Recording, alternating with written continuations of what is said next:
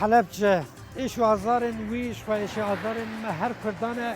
لیه که خوش یا بی باجار جی هیه او چیه لپش مخویات دکه از ناوی نبیجم به مامک کی بیجم دبیم مش بازار کری یک تانه آنی مالی 1000 تانه او چیه حناره لی از نبیجم حلبچه حناره خون نافداره لبرا کسی که گل لکی نمونه هیه که جودکار جرات بیجن آزاد محمد عبدالله اف باغچه ویه جودکاره که گل لکی نافداره امی بچن جوی فرمو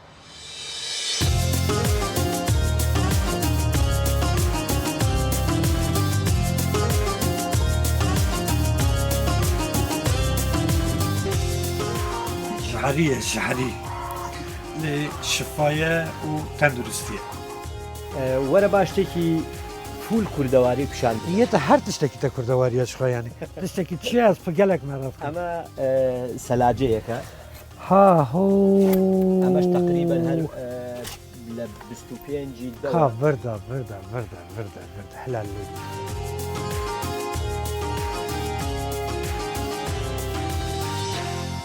سالا پار تنه 35,000 تن حنار لور حتی هل براندن و جودکاره که گل لک نمونه هیا مام آزاد مرحبا از بینی باش قربان چوای باشی قربانه نه تماشاوانین من مراد کن اف چاکوچ بوچ دستته ده چه بکی نازل چوکه که آزاد بخمو تداوی بکن نجل ورا خزینه که ما مسته او هارونی 26 جوره حنار تين هالبراندن لكي داري الحلبچه خود دشتكي پرفره دما كواسكتم بي دشتم گو قياسات ما دشتا موشه دشتا حرانه اوقاجي هكي خوش هر سال فستيفال تيل دار خستنج بو حنارين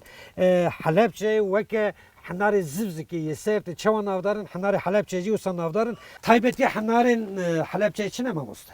چه خصوصيت هنه كو جودای حنارین دنیای بله ئێستا کۆمەڵێک وڵاتمان هەیە بە زەیتون بەناوبانگە هەیە بە ترێ بەناوبانگە مەسەلەن هەیە بە مزرەمەنیەکان بەناوبانگە هەڵابجەش تایبەتمەندی خۆیە کە بە هەنارێکی نمونەیی بەناوبانگە ئەویش کەش و هەوای هەڵابجە وای کردووە کە هەنارەکان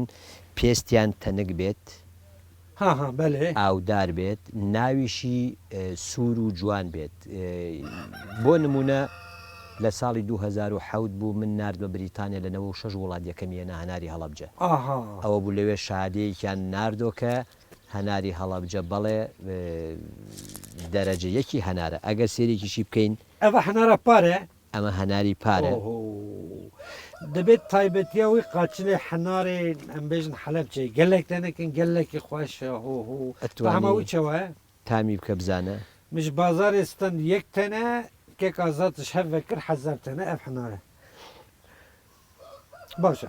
25 ما هديها 2021 كده او حناريكو برهف كده ان يخسين ناف حري دوجات تجربين مكاهلا چند مها برخود ده ام بشكينا يلا بسم الله الرحمن الرحيم بس زورنا